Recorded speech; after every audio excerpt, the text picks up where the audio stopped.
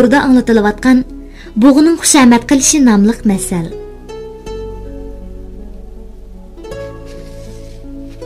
Shir podshohning amroq jubdi Shirxonish o'libdi. Hayvonotlar shu onli ta'ziya bildirgili ketdi.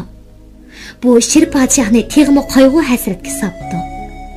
Shir podshoh motam murosimining o'z qaralida o'tkazildiganligi, riyosatchi amaldorining murosimiga riyosatchilik qiladiganligi, murosimga qatnashish ahvolini tekshirish xizmatini yaxshi ishlaydiganligi haqida butun podshohlikqa tava joylarga farmon tushiribdi.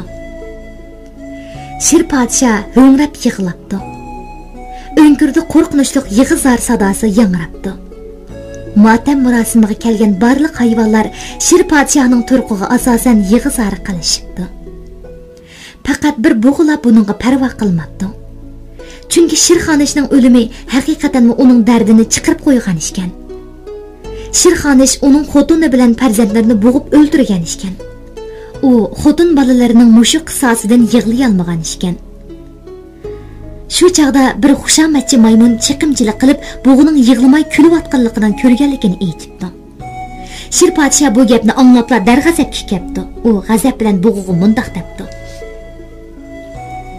Sen ormanlıqdaki arzimas bir soldak turib, mushu chaqda texi kulishga petilibsin ha?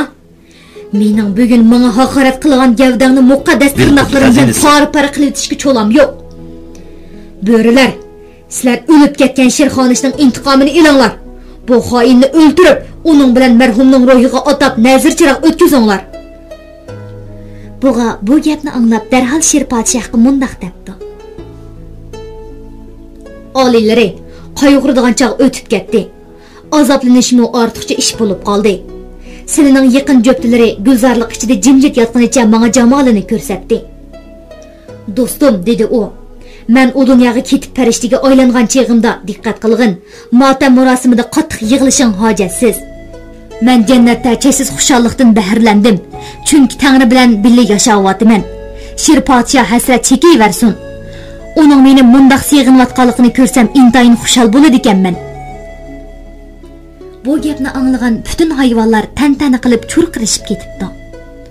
Karomat ish bo'pti, Shirxonish farishta bo'pti. Oxiri bug'i jazolanmay aksicha mukofotga erishibdi. Jahondorchilik kinoyasi. Aqlliq bug'a to'qib chiqqan gaplari bilan Shir podshohni xushal qilib etgan. Uning shirg'i mundaq shirin shekar so'zlar bilan xushomat qilishi shak shubsizla g'azab o'tig'i suv chashqandek ta'sir qilib, uni o'ziga ishontirgan. Do'stim ishkan degan qarashga keltirgan. Amaliyotda insonlarning til almashtirish amaliyoti shuni ifodaladiki, o'xshash bir ijtimoiy muhitda o'xshash bir ideyani ifodalash zarur tepilganda, o'xshamagan aloqa so'rini shuningga munosib til shaklini talab qiladi. Undaq bo'lmasa aloqalashish maqsadiga yetkili bo'lmaydi. Siz ba'zi masalalarni anglag'uvchida osonlik o'qishmaslik paydo qiladiganligi yoki qarshi tarafning ko'ngliga tegadiganligini bayqaganingizda uni qaramliq bilan ochiq demasligingiz, balki agitni so'z yoki madiya so'zini ishlatishingiz kerak.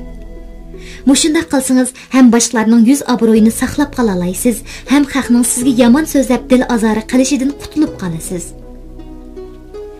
Çünkü insan tabiiyatidagi ojizliklar odamning hurmatlashga eng bardoshlik bera olmaydigan maxluq ekanligini belgilagan. Har qanday insonning hammasi degudek obro'y-parastlikni yoqtiradi. Boshqalarning maqtishiga erishishni orzu qiladi. Siz biror ishni bitirmoqchi bo'lganingizda qarshi tarafni loyiqida maqtab qo'ying. Bu ishingizni hal qilishga foydali. Beliqut şirkatida ovozga ilinib, Beliqut to'rida anglatilayotgan Buğunun xushomat qilishi nomli masalni anglatdik.